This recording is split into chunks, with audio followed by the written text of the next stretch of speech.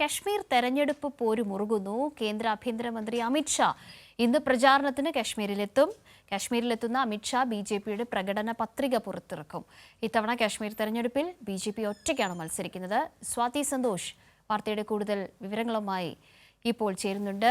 Good morning Swathi. എങ്ങനെയാണ് ഈ ഒരു തെരഞ്ഞെടുപ്പ് രംഗത്തെ വിലയിരുത്താൻ കഴിയുക, മുറുകുന്ന പോരാട്ടങ്ങളെക്കുറിച്ച്?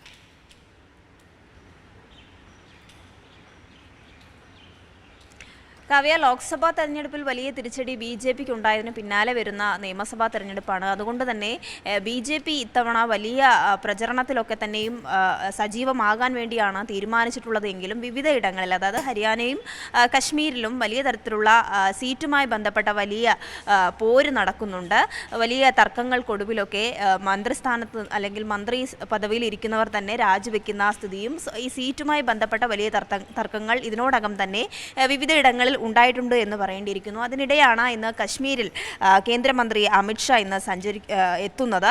കശ്മീരിലെത്തുന്ന അമിത്ഷാ ഇന്ന് ബി.ജെ.പിന്റെ പ്രകടന പത്രിക എന്തായാലും പുറത്തിറക്കിയേക്കും. ഇത്തവണ കശ്മീരിൽ ബി.ജെ.പി ഒറ്റയ്ക്കാണ് മത്സരിക്കുന്നതെന്നറിയാം. അതേസമയം കോൺഗ്രസും നാഷണൽ കോൺഫറൻസും CPM-ഉം ഒക്കെ സഖ്യത്തിൽ മത്സരിക്കുമ്പോൾ വലിയ തരത്തിലുള്ള പിന്തുണയാണ് അവർക്ക് ലഭിക്കുന്നത്, സഖ്യത്തിന് ലഭിക്കുന്നത്. അതേസമയം ബി.ജെ.പിക്ക് ഇതൊരു കനത്ത തിരിച്ചടിയാകുമോ എന്നൊരു ആശങ്ക കൂടി നിലനിൽക്കുന്നുണ്ട്. പ്രത്യേകിച്ചും നേരത്തെ സൂചിപ്പിച്ച പോലെ ലോക്സഭാ തെരഞ്ഞെടുപ്പിൽ പ്രതീക്ഷിച്ചതിനേക്കാൾ വലിയ തിരിച്ചടിയാണ് ബി.ജെ.പിക്ക് ഉണ്ടായത്. കഴിഞ്ഞ ദിവസങ്ങളൊക്കെ തന്നെയും ബി.ജെ.പിയുടെ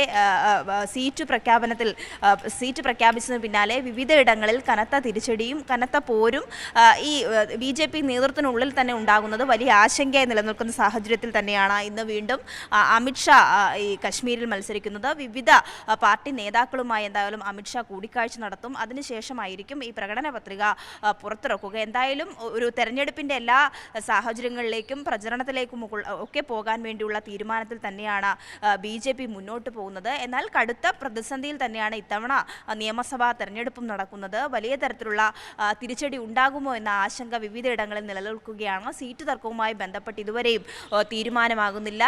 സ്വതന്ത്രനായി മത്സരിക്കാൻ വേണ്ടി ബി.ജെ.പിയിലെ മന്ത്രിസ്ഥാനത്ത് ഇരുന്നവർ തന്നെ സ്വതന്ത്രനായി മത്സരിക്കാനുള്ള തീരുമാനത്തിലേക്ക് വരുന്നു.